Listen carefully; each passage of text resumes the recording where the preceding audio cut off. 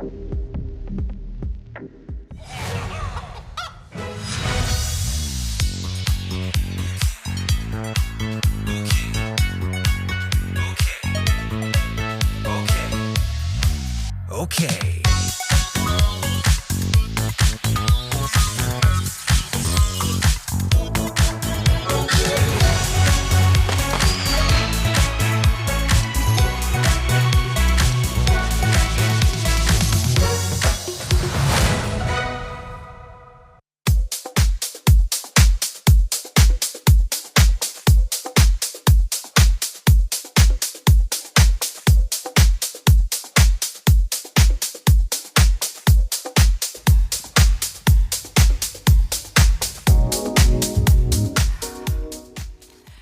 Ilkka, it's so great to have you here today. And to set a bit of context, Ilkka founded Supercell in 2010 with a mission to create games that people play for years and remember forever. Since then, the team has launched so many iconic titles, such as Clash of Clans, Heyday, and Boom Beach. But I want to start off with something that you've said. You've said that it's never been so hard to launch successful new games. And in 2024, you even mentioned that about 60% of mobile playtime went to titles that were at least 6 years old. Can you share with us a little bit on how the Cell approach at Supercell helps you stay competitive in this market? And maybe you can share a little bit about the founding story of the Cell approach to team building. Sure. So first of all, thanks for having me. I've been a huge fan of ElevenLabs and Matti as a founder for a long time, so it's a big honor to be here. So the story behind the Cell approach is actually relatively simple. So when we founded Supercell, there were 6 of us co-founders, and each of us had been in the games business by that time for roughly a decade or so. And then we had been lucky enough to be a part of some quite successful companies, and in these companies, this thing would repeat over and over, the same thing would repeat over and over again, which was that the more successful the company became, somehow the creators, the creative people, these kind of game designers, people who program the games and people who do art, somehow these creative game teams, they kind of lost control. And business people, I guess like myself, somehow would come in control and would start to dictate to those teams what to do. And then we had this, and it's sort of it results in a very kind of a process-driven, optimization-driven culture, and maybe it's really hard to see how outlier hits would come from that type of an environment. And then we had this idea that what would happen if you would give the complete control of the game to the game teams themselves, and what would happen if you could flip the organizational chart upside down. So actually, who actually ultimately owns the vision for the game and owns the entire game is actually the game team, and not to say the leadership team of the company. And then somebody said that, hey, this is a pretty radical approach, and we probably shouldn't even call these game teams teams. Let's call them cells. And then somebody asked the follow-on question, which was that, well, what should we then call the entire company? And that's then how the name Supercell came about. Amazing. And building on the philosophy of giving more agency to your teams, you have also said, actually, that you're the least powerful CEO in the world.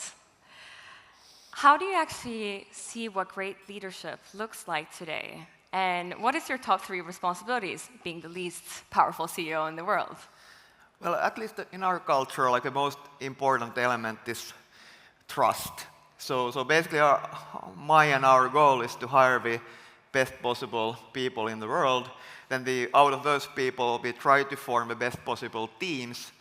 And then they also try to create kind of a culture where those teams can have the biggest possible impact. So that's sort of I see culture as this kind of fuel that you pour on creativity, and then there's a massive fire in the best case. So in a positive way. So that's how I see kind of my and our leadership team's responsibility. So we are not there to build games or decide what type of games to build or any of that stuff. We are there to kind of create sort of conditions where those games can be born. So that is really a leading idea, and then like the logic is that if we kind of imagine a company or a company like Supercell where these individual cells have like full autonomy, they are completely independent with responsibility, of course. Like there's like at least in theory there should be like two really great things that follow from that logic. The first one is that because these cells can decide on their own, so they don't need to go to the upper level of management to get approvals for anything, they can move really, really fast. And the second point is that because these cells can make decisions on their own, that means that the decisions are made as close to the user or to the player and as close to the product or to the game as possible. And in theory, that would result in much higher quality decisions. So those are kind of the basic principles and values that they've built the company around. And when these teams are building these companies or games, how does the development process look like? And is there a big variance between cells once they got in the green light? Well, how we like to think about it is that each cell has to figure out their own path to what a great game looks and feels like. And one of our biggest advantages is that we kind of tolerate like differences between the cells, and one of our like biggest sources of strength, I feel, is the diversity between the ways of working of these sort of cells. So basically you could, like, especially on the new games side, where we could try to innovate on new games, you could think Supercell as almost like a venture capitalist that kind of like makes bets and investments to these new game teams. And in a venture capitalist portfolio, I mean, it's not that one portfolio company is similar to the next one. They're all kind of different, and that sort of is the whole point. Amazing. And some of you in here might actually be aware of the Supercell champagne approach. But for those of you who are unaware, Ilkka, could you tell us what is the champagne approach to failure and mistakes at Supercell, and why is it so important to your success? Well, so basically the goal here in our culture is that we have one of our core values is ambition, meaning that we always try to like shoot for the moon. Like whatever we do, we always try to shoot for the moon. And we believe that, at least in our business, like the only way to make outlier hits is to build something that doesn't exist yet. And then if you're trying to build something that doesn't exist yet, then by definition you need to take a lot of risk, and by definition a lot of things will fail. And we actually see failure as a kind of a necessary part of a creative process. And most of the stuff that you're going to do, it's going to fail, and it should fail. And we oftentimes say that if there would be a year and every single game project that we do succeeds, then we should be really worried for two reasons. First, like maybe our bar isn't high enough. Actually, we are not trying to shoot for the moon. And maybe we aren't taking enough risks. So therefore we try to create this culture that really like encourages risk-taking and kind of celebrate failures. And we are not trying to like pretend that failing is fun. Of course it's not. But what we think is worth celebrating are those learnings that come from the failures. So to cut the long story short, we have this tradition which started 15 years ago, but if we kind of kill a game project, so there's kind of this failed game, what happens is that the game team, the people who built the game, they get up on the stage, and it used to be a very small stage when we were like 20 people.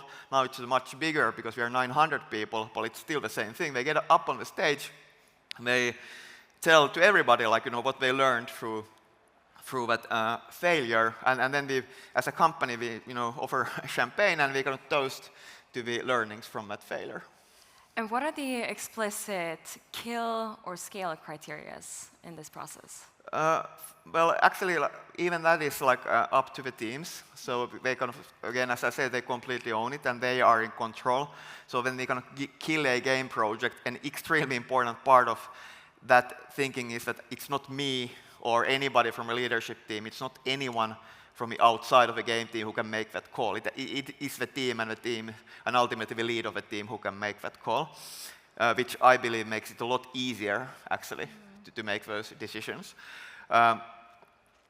And basically like how that decision is made, like, and kind of we basically obviously we ultimately look at like maybe two things. Like first is of course the obvious one, the data. We look at the game metrics, and mostly we look at retention and engagement metrics, like things like day 1 retention, day 30 retention, and even longer term retention metrics. Those are the most important things.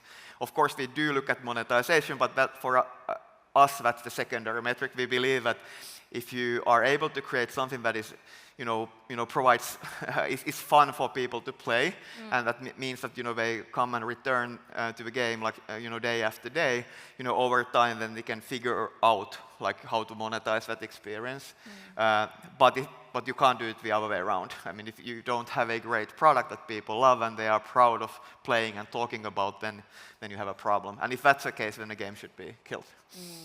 And for those of you who are not aware, Supercell absolutely crushed it last year. If you see the numbers from last year, it's absolutely fantastic. So big congratulations on that. And a big reason for that also been your huge success in creating communities.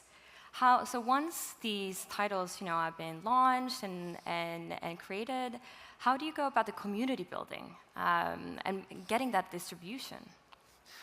Well, first of all, like it all starts from like building a great product. It's sort of obvious, but that we always try to like focus on that. So that's the ultimately, like I shouldn't say that's the only thing that counts, but that of course is the most important thing. But once you have a great product that actually is worth talking about, then actually what the great thing about today's like App Store ecosystem is that people actually do talk about these games if they're kind of proud of playing them, and I guess like something that makes Supercell quite different among mobile games companies, that we are way less like reliant on user acquisition. And the reason why we are way less reliant on it is because we believe that we just build these great games and people talk about it, and that's how they become like this viral phenomena. And our approach to community is we try to be as open, as transparent. We try to, of course, every once in a while we screw up, we make mistakes, and if we do that, then we try to, admit them and try to correct them. We try to listen to the community around us, which, by the way, sometimes is extremely hard, because there's imagine a game and it has, say 100 million people play it every single month, like they play with one single game. Well, there's a lot of different opinions among those 100 million passionate gamers, and there are like these kind of hardcore fans and gamers who like spend like lots of time playing the game, and they know every single detail of the game even better than we do. And then there's more these casual players who maybe have like 5 to 10 minutes per day to play it, and they don't maybe take it as seriously, and they are not as competitive. But then how do you balance between all these different requirements and wants? It's a really sort of a difficult process, I think. Yeah, I can imagine. And going into a little bit on AI, we have to dive into AI. We're, after all, at an AI summit. At a high level, how is AI influencing the development process? Well, there's two ways to think about it, and I think both are true. The obvious one is that it just makes everything faster. We can make better quality products faster than ever before, and I see this like accelerating a lot. And the way we can think about AI is that AI gives our like creative developers like superpowers that they didn't have before this age, and we very much like see still the human creator, the creativity in the front and center. But then it just, again, as I said, AI just enables them to do more and better for the players. But that sort of is that's the obvious stuff. The other side of the same coin, which I'm at least as excited about, if not more, is like what type of new gameplay might AI enable our developers to kind of develop for the players? Like what type of new games could we invent today that were not possible even like 3-4 years ago? And like in a funny way, this sort of a time reminds me actually of a year 2012. I remember it was a game developers conference in San Francisco, and Supercell had developed like a bunch of games, and 2 of those games were Heyday and Clash of Clans. And I had those games on I think on my iPad, and I went to San Francisco, and I had like and I wanted to like show those games around, those prototypes, to like some very senior and experienced and very successful people in the industry. And you know, typical sort of a case would be that I take my iPad, I launch Clash of Clans on it, I hand over the iPad to the other person, and the other person takes it and plays for a little while, maybe 20, 30, 40 seconds, hands over the iPad back and asks, so I don't understand, like, why would anybody play this game? And I just remember like how crushed I was, because I really looked up to these people. And then since those days, like Clash alone has generated way more than $10 billion in its lifetime, you know, more than 1 billion installs and all that, and still an extremely successful game. And I've been like reflecting on those moments and like, why didn't these extremely successful people in games, like why didn't they see it coming? And I think the answer was that it was such a different thing. I mean, they couldn't understand. First of all, why would you give out these games for free? Doesn't make any sense. And then the UI is different, and it's a different type of a game. And they even like questioned whether that's a real game. I can't remember how many times I heard this term that you guys aren't developing real games, because real games are played on PC or consoles and etc. So that was 2012, and of course, because of this type of attitude, it enabled companies like King and us and many others to sort of like emerge and become quite big. So that was 2012. Well, then fast forward to today, my biggest fear is that today, like Supercell is one of these like bigger successful company, like 290 million people play our games every month and so forth.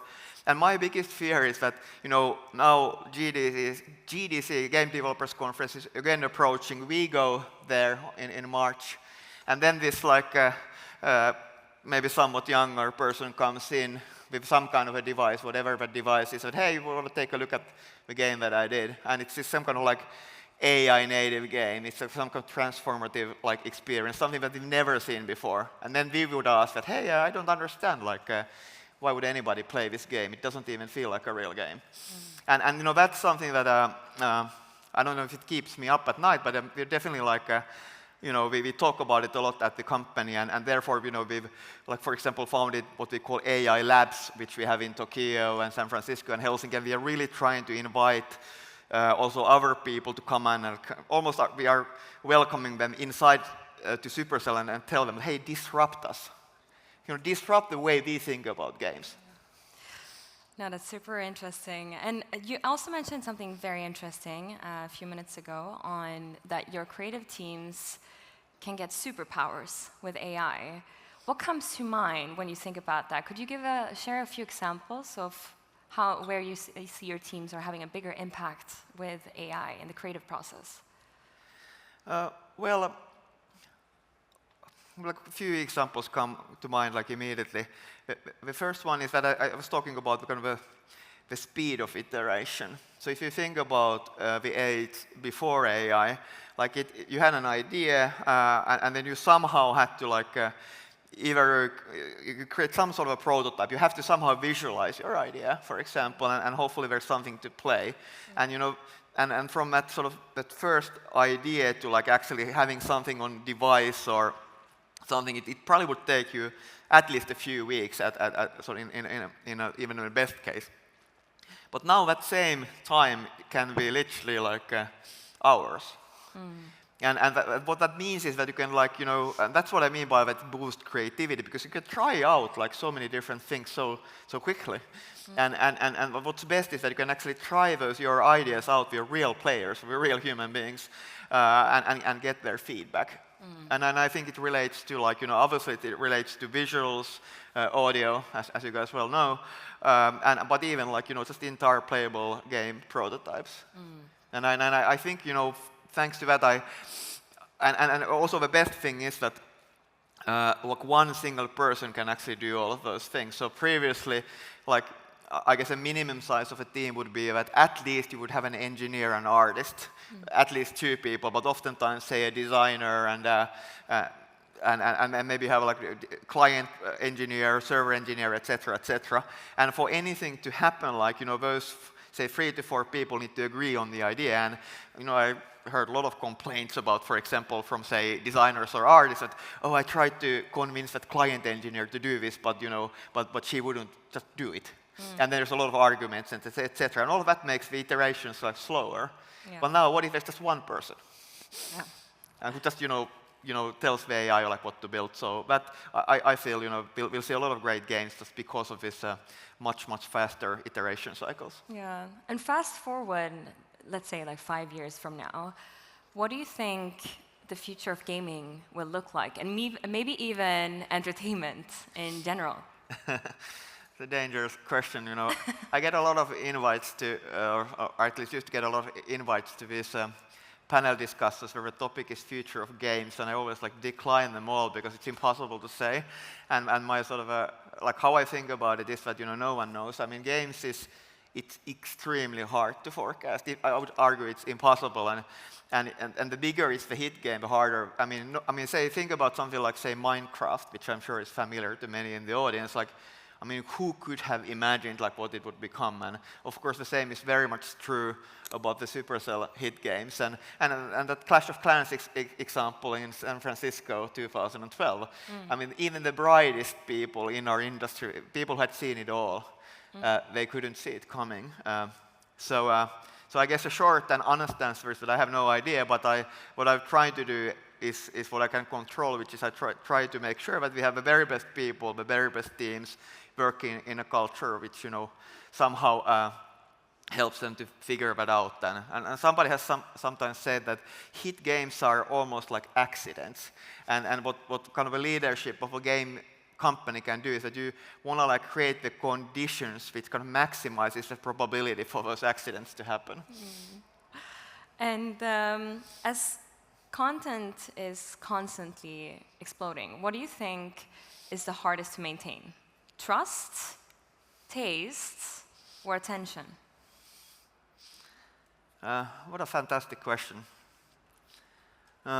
Doesn't have an easy answer. I mean, lots of people probably don't yet think this way, but I actually think that probably over the years, like AI can also develop like some sort of taste. I'm quite sure that it'll happen, given how fast things are like moving forward. So it's not. So I probably would say trust, because I mean that ultimately that's probably like the most important thing, and it's also very binary in nature. You either have it or you don't. Yeah, totally. And in an AI-enabled organization like Supercell, how often do you think that leaders should be revisiting team structure or maybe even decision making? Well, given like how fast things are moving, how fast things are changing, I would say that you should be revisiting and questioning and challenging it like all the time. Great. And as a very final last question, Ilkka, as a very busy CEO, when do you actually find time to play these games yourself? And I have to ask, which one is your favorite at the moment? Well, I wish I had even more time, but I mean, but obviously I play games, and obviously I play the Supercell games, and there's actually a lot to play because we have like only 5 live games, but then at any given point of time there's 10 plus games like in development, and of course those are the ones that I also always very curious to play. Which one is my favorite out of those? I just can't say. It's almost the same as asking who's your favorite child.